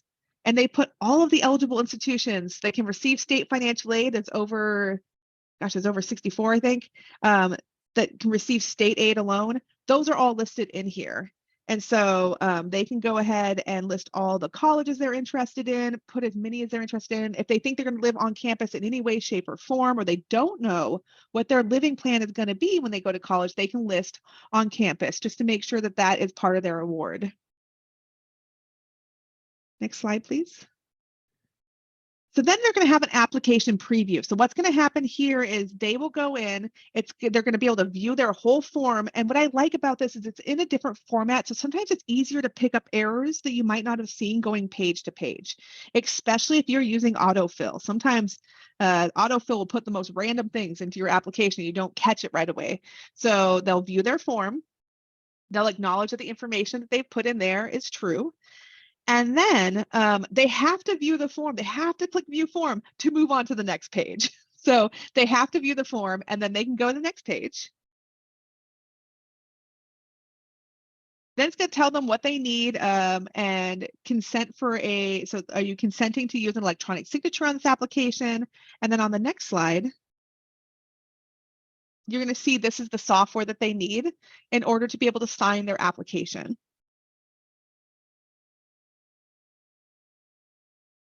So what will happen is the student's going to list their first name, last name, the password they created when they created their account, the city they're in and the state they're in, and that's their electronic signature. So they're going to use that to sign their application. And then it's not complete yet. I have students who are like, it's done, yay, but it's not. They still need to get their parent's signature. So what ends up happening is they go to the next slide and they have an opportunity then to invite. So they completed their application. It's incomplete because it's still pending a parent signature. So now they can view the application, download the application, and they can invite a parent to sign. And so when they click on that, it just go ahead and it lets them pick the parent they want to sign and invites them using the email address that they put in the application. The parent will go in and sign digitally as well. Next slide, please. We have so many resources now. We have English and Spanish WSAC completion guides, as well as sample applications that tell you what questions are going to be in it. It's all on our website. I am going to, of course, real quickly here, put all those links back in the chat again, because we've had some conversations in the chat, just so you can see all of those resources, including the sample of the English and Spanish WAFSA, as well as the application guides. Next slide, please. And next, I think I'm passing it to Christian for financial aid myths and challenges. Feel free to put any questions you have about the WAFSA in the chat. Thank you so much for learning about what I think is one of the best applications in the world. When I look at states, we are so lucky that we have an ability to provide funding to our undocumented students as well as those in special circumstances. It's one of my favorite things about Washington State. And I will pass it to, am I passing it to Dinda actually? Yeah. Yes, I'm actually passing it to Dinda. Hi, everyone. So we're going to go over some financial aid myths and challenges, just to see what's going on. So this is a good way to review some of the things that have been brought up in this training so far. So let's go to the first one. The first one is students can't receive financial aid for a quarter or semester if they miss the financial aid application deadline. So feel free to pop your answers in the question to see what you guys think.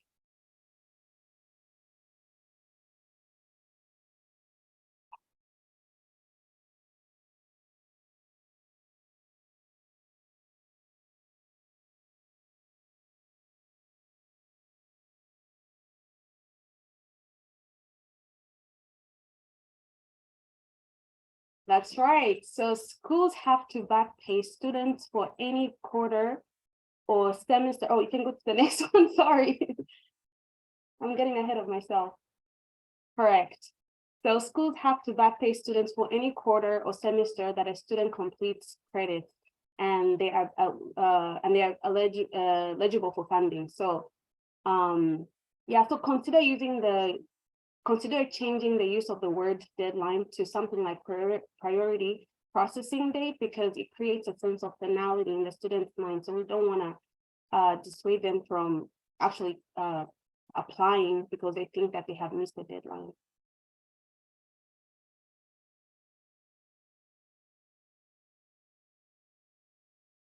Please go to the next one, please. The next one is, if a student is college-bound scholarship eligible, then they will have all school expenses covered. It's a full ride. What do you guys think?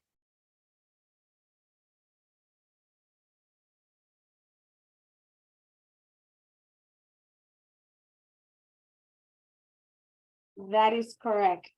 That is correct. So college bound is meant to make sure tuition is covered, but students have to also, students might also receive a small disbursement to help with expenses. However, outside of tuition, a student should be thinking about, outside of tuition, a student should be thinking about ways to cover all other expenses, especially housing. A reminder is that college bound is also income-based, so this can lead to disappointment for students who do not meet the income requirements. This is why it's generally important to encourage students to focus on how they will cover all of their expenses, since financial aid tends to cover tuition and books. Here's the link to the MFI chart that can help with determining eligibility. I'll put it in the chat. Then, yeah, then we can move on to the next one.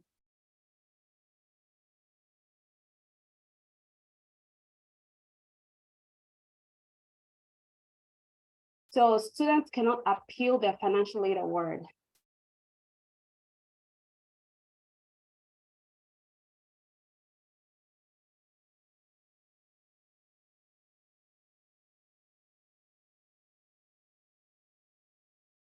That is correct. So simply put, students can appeal their award for by contacting their financial aid office. It's so weird to hear some of the challenges that create barriers for students on their post-secondary journey. What are some of the things you guys have heard so far in your journey to support students complete financial aid? Are there any barriers or myths that you have heard from your students. And please feel free to share if any of you have any stories to share in the group.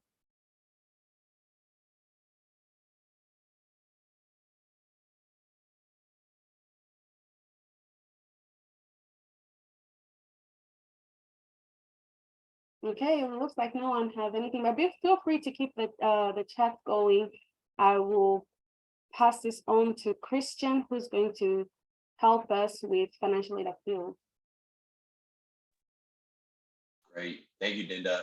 And yeah, like Dinda mentioned, if you are, I think everybody's got some interesting stories that they may have experienced in helping students. And so if there's interesting scenarios you've heard, feel free to share those as it might help somebody else out. Great, let's go ahead to the next slide. We'll talk a little bit about financial aid appeals and a little bit about that process, or just a brief overview of that process. So when students receive their financial aid award letter, they have the opportunity to appeal that award. So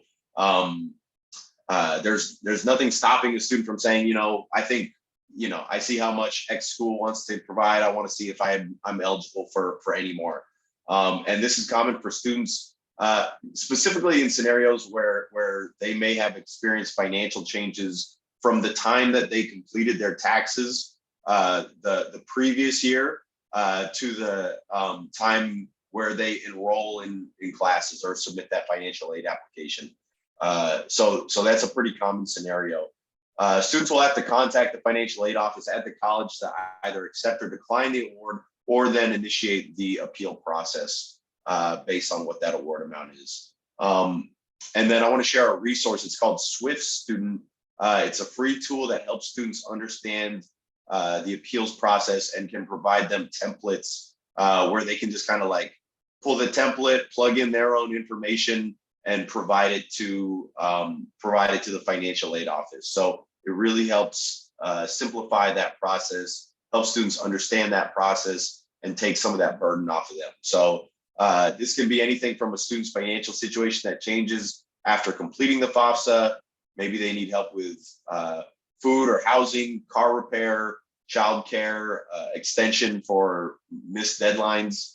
And so what you see on the screen here is a list of all the different templates designed for students who are currently receiving or applying for federal financial aid. So again, this is specifically for financial aid. There may be things that could be adapted for the WSAC potentially, but this resource itself is intended for federal financial aid. If the appeal is not accepted, the financial aid office can direct students to other resources and help them kind of understand their situation or why the outcome of the appeal ended how it did. All right, next slide, please. All right, so next we'll talk about some common errors, things that you may see popping up on a regular basis, and how to fix them. Some of this is review of the things that Sam and Christina have covered, but we'll give a brief summary as a reminder as we begin to wrap things up. So next slide, please. So here are some of the common scenarios you may see. There may be other ones. This is not comprehensive, but these are some of the more common ones.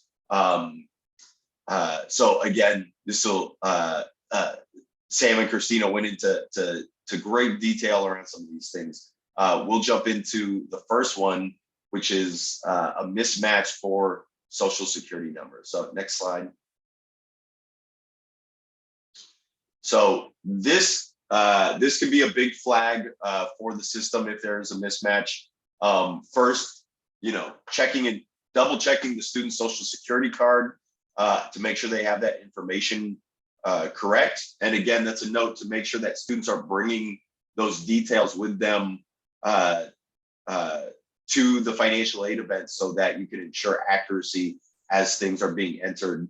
If a student doesn't have a Social Security number, you'll want to assess whether they're eligible for the FAFSA, or excuse me, the WSAC, and they can take the questionnaire to determine that eligibility. Next slide. All right, incorrect financial aid year. So this is a common problem. As we mentioned before, this year they would be applying for the next academic year. So the application that is open right now is for the 23-24 academic year. They will also likely need their parents' tax information from the previous year. So for right now, they would be entering in their parents' 2021 taxes. So you can see you might get caught up in some number soup there, and that's typically how accidents may happen in terms of identifying the correct year. Let's see. And yeah, you'll want to they can verify which year they are completing for by looking at their SAR or their student aid report. Next slide, please. All right, adjusted gross income. Students will need their parents' tax information to verify their parents' income, their taxes paid. Like what was mentioned earlier, utilizing the data retrieval tool can help reduce errors, limit the hassle of tracking down those materials. But like I think I saw in some of the comments, it's not foolproof. The data retrieval tool doesn't work for everyone. If names are not entered in exactly how they were before, it may not work. And so with situations like that, either making sure that you have that tax information. Also, if you don't have that tax information, you may have to order a tax transcript, which we'll talk about in a little bit. But oftentimes, even just doing that in advance, because that can be a barrier in and of itself, tracking down that information. Sometimes we encourage folks to just do that in preparation for this process. So that's one option, but hopefully the data retrieval tool works for the vast majority of folks.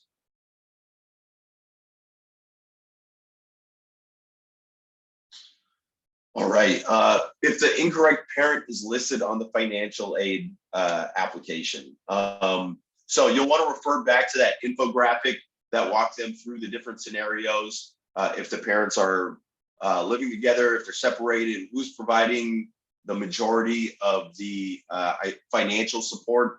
If it's what to do, if it's a 50-50 split, then it's based on time with either parent. So there's a number of scenarios.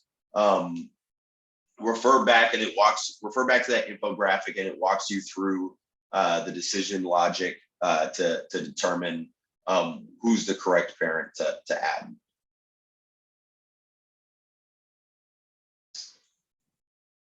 All right.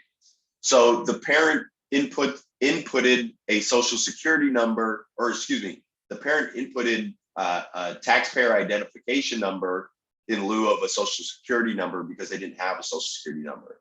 So in that situation, you don't want to have them enter the taxpayer identification number. What they'll want to do is enter zeros in place of that number. It may give them an error the first 1 or 2 times. Just have them continue putting in zeros. Then the parent will have to complete a signature page when they're done updating the application. So that is a common scenario that comes up. Make sure they enter zeros if they do not have a social security number. And if it's still showing an error, it'll say, like, the other one it'll say is, did you mean to say your family filed taxes while using zeros? Make sure that the tax form that they selected is the correct tax form, because it's typically there's a 1040, but then there's a 1040-something for those using an ITIN. And that's what needs to be fixed. It's not just the zeros, it's just making sure that they're using the correct tax form. Great, thank you, Christina. All right, and then this one was mentioned before, the financial aid application not being submitted. You go through the entire application, do all the things, sign off on the signature page, and you miss the little button at the bottom right corner. So make sure that financial aid application is submitted after the student and their family has done all of that hard work. This often happens when students print a signature page but forgets to hit submit after the application. The student should receive a confirmation email confirming that it was submitted.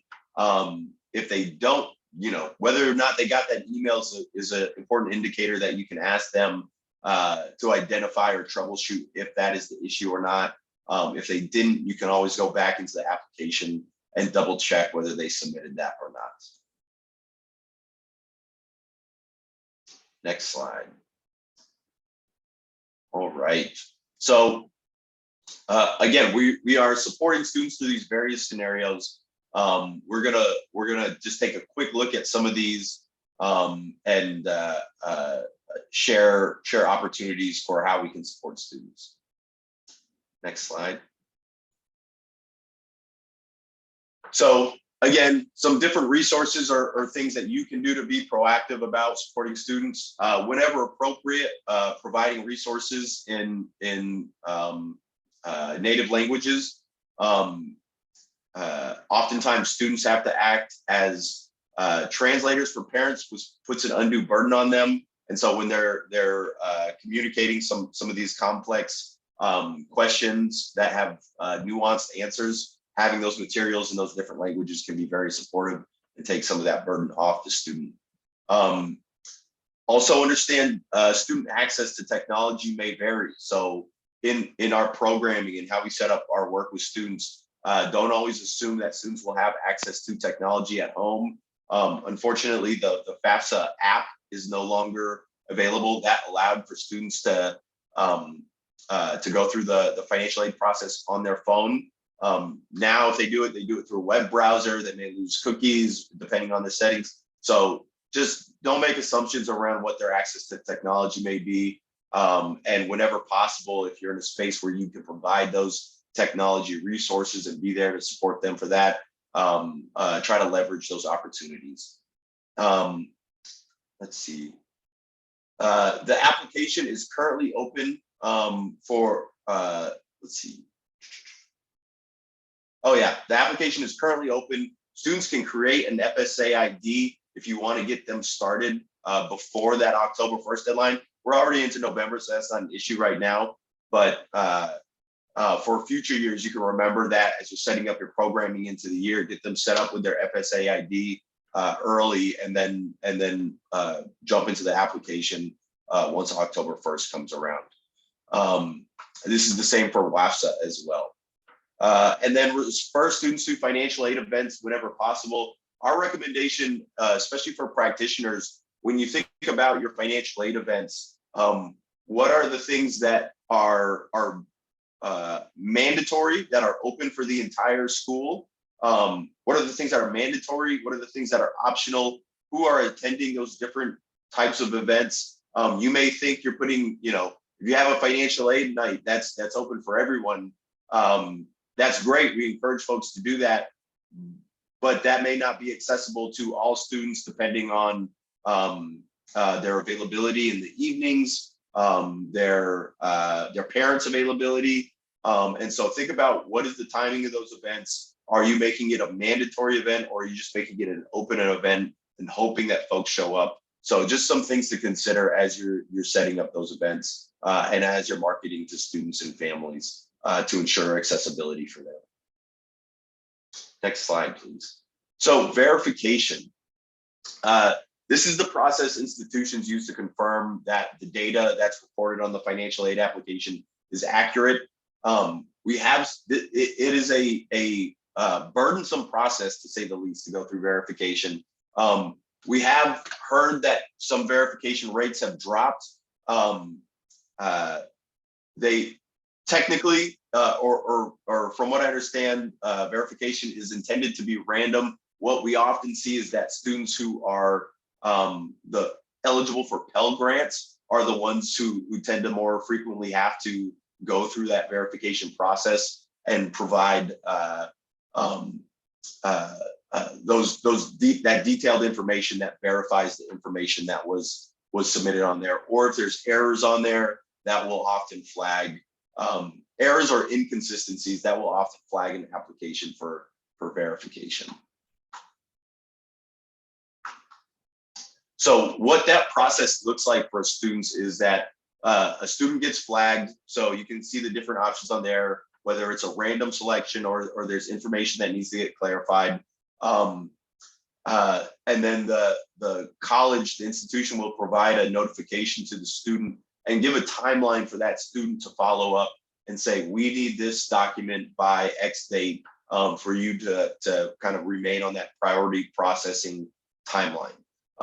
So students need to ensure that they're continually checking their emails, that they're tracking that timeline, and that they're in communication with the college. If for whatever reason, let's say there's a tax transcript that is needed and there's a delay in receiving that tax transcript, communicate that to the college so that they're aware of that and that they can work with you in terms of maintaining that timeline and completing that verification process.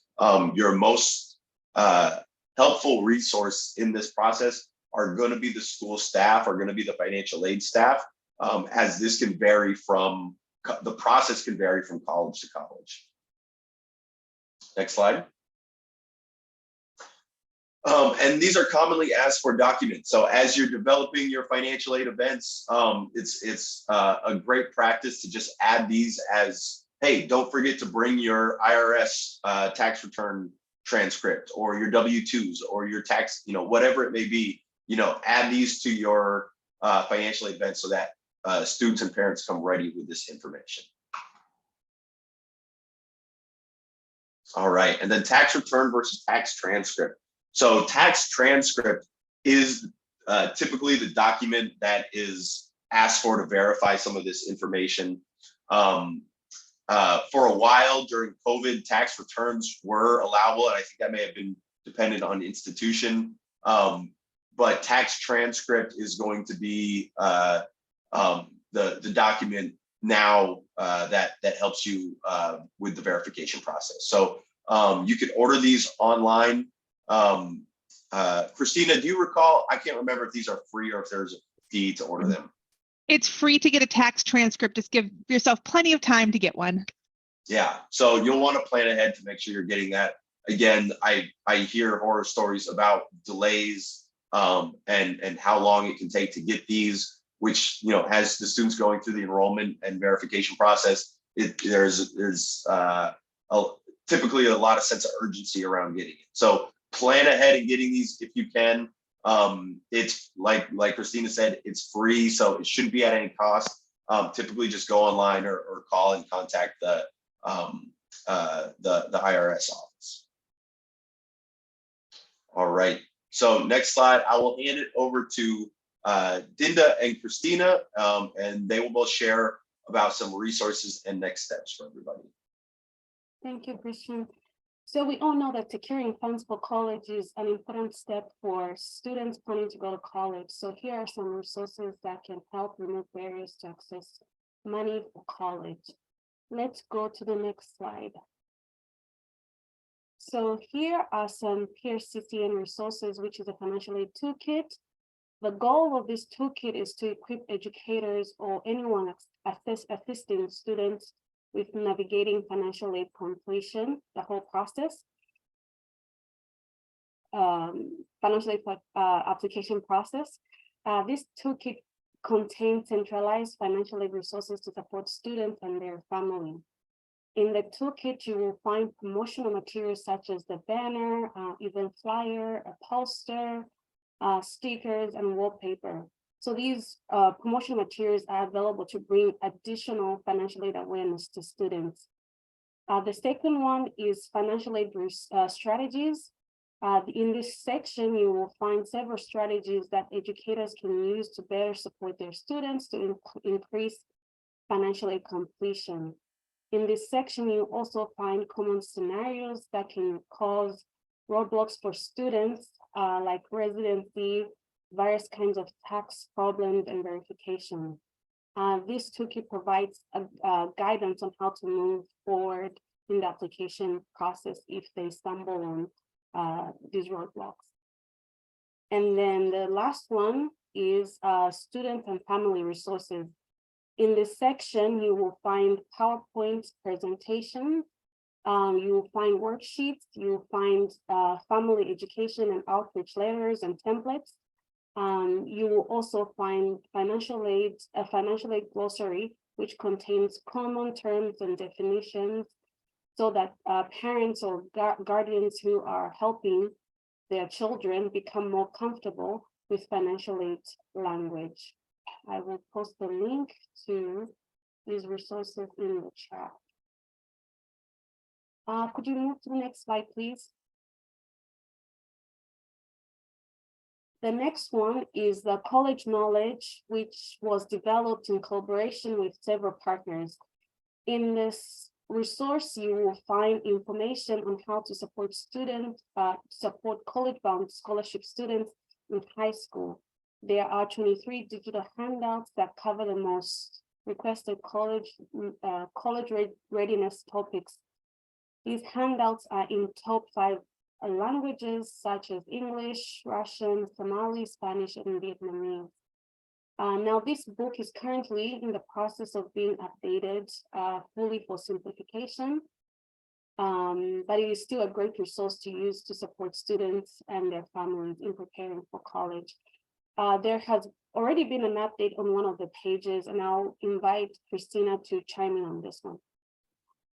Yeah, so they there's a 2-page update for the 22-23 school year, and then they are actually coming together and trying to figure out what it's going to look like for after simplification happens. So that way that the new books will have all of the new changes, all the federal regulations and changes to the application.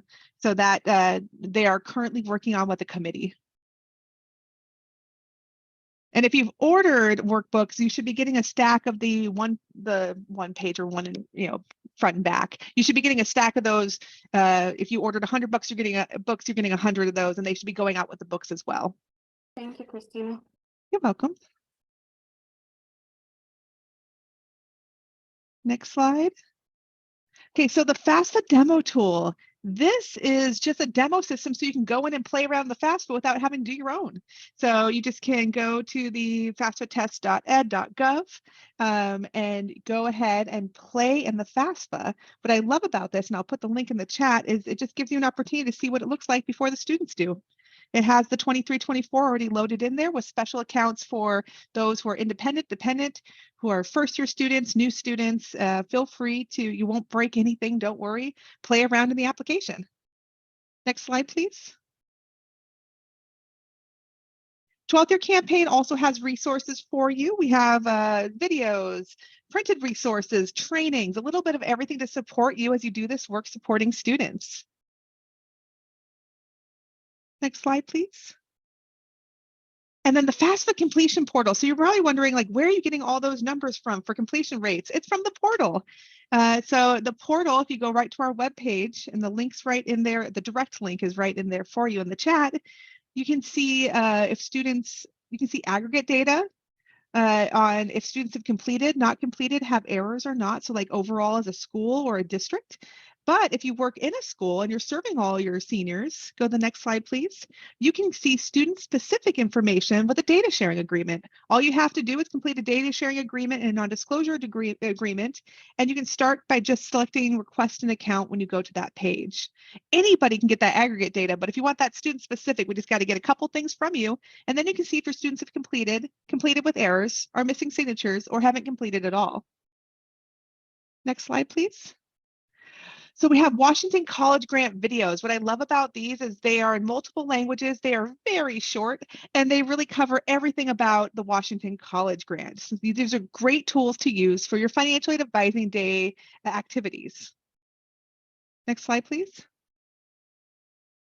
We also have resources for youth who are experiencing foster care and those who are alumni of foster care.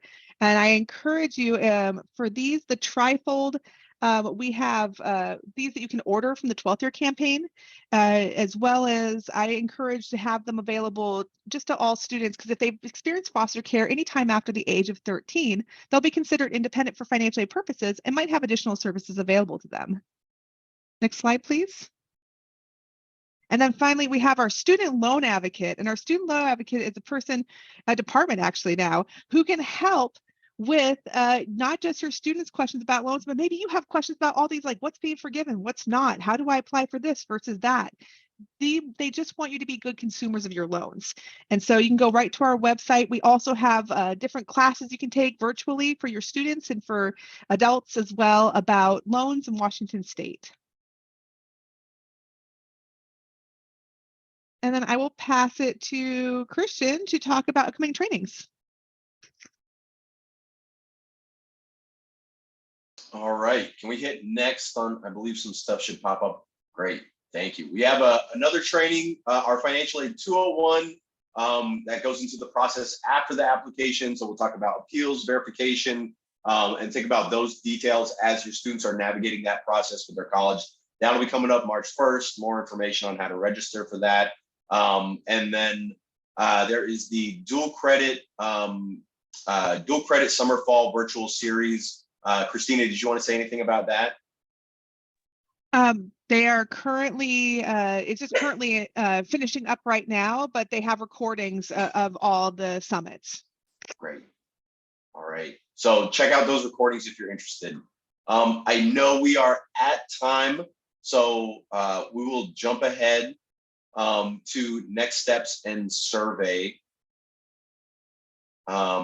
So make sure you use your register your clock hours, and we will send out a survey. Do we have a link for a survey, or we'll send that out via email afterwards? Dinda just put in the link for the clock hours. And we will send out a survey in our follow-up email. So I know we're right at time. We didn't get a chance to get into questions. Go next slide. If we will hang around for a few minutes, if there are any follow-up questions, if folks want to reach out to email, you can reach us at any of these emails here. Thank you so much for attending today. We hope this was beneficial and helps you and supports you in your ability to support students. Yeah, and thank you to Sam and Christina for your expertise and sharing that today. And we appreciate this partnership and hope folks come to our next training in March. So thank you, everybody. Thank you so much. Thank you, everyone.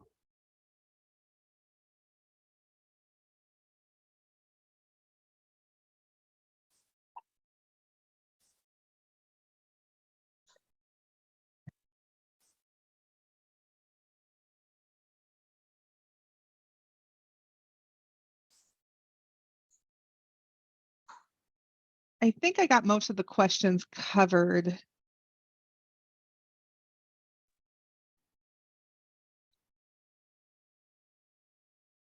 Oh, go right ahead, Melissa.